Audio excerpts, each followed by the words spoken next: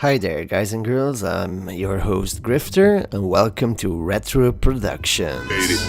Nah, I knew around some people living their life in bottles. Granddaddy had the golden flask, back though every day in Chicago. Some people like the way it feels, some people want to kill their sorrow. Detroit Become Human is an upcoming action-adventure game developed by Quantic Dreams. It's going to be released exclusively for Sony's PlayStation 4, just like all the previous titles have been. Directors are David Cage and Gregory Giannakounou. It will be released 25th May of 2018. What started out as a technical demo for the PS3 back in 2012 soon grew out to something very great, which we know all now as Detroit Become Human.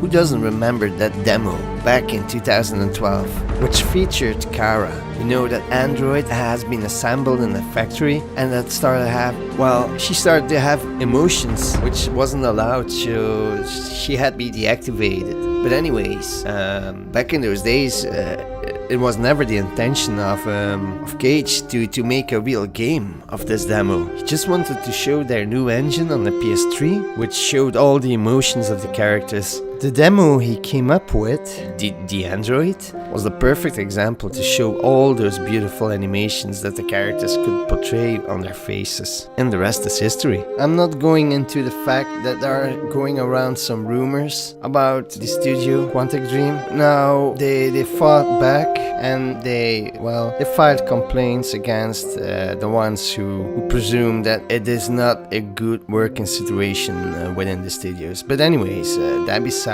I'm very fond of the studio. In 1999, they came with Omicron, The Nomad Souls. This was a game for Dreamcast. It was also released on the PC, but it featured David Bowie. It was a really special game. Later in 2005, they released Fahrenheit. That was also a fantastic game. But their masterpiece, their best game ever, was released in 2010, and it was called Heavy Rain. The game featured 4 playable characters, and they could die, they could stay alive. There were many possible ways, possible paths to take. It was a great game. Beyond Two Souls, that came out in 2013, was also a good game, but it didn't have that sheer volume that Heavy Rain had. On the other hand, it was more playable. The gameplay was more fluid. But now with Detroit Become Human on the horizon, I'm really anxious. I'm really looking forward. I'm really happy with the demo I've played. I mean, it's really playable.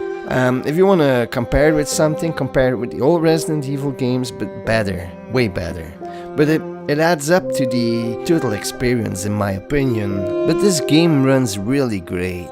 I mean, I did play this game on a regular PS4, so I didn't use the PS4 Pro, and I have to say it felt like the game was running at 60 frames per second. The graphics were outstanding, the lighting is very great, the acting, I liked it, the voice actors were really outstanding. I mean, this game felt really good. It was a short demo. I've tried all different ways I could do, and I did it with a lot of pleasure. I mean, this might be the first game I'm really gonna replay, because as much as I loved Heavy Rain, I didn't replay the game as lot as I would have thought I would be. Another problem that games like Heavy Rain and Beyond Two Souls are having is the length of the game. I mean, most of these kind of games take about 10 hours to finish, because it's providing so many different paths and ways. They're thinking, hey, but you're gonna replay it 2-3 times, so it's 30 hours. But this time around, I've heard some good news. It should take about 30 hours to finish a single game, which means if you're gonna replay it, it's a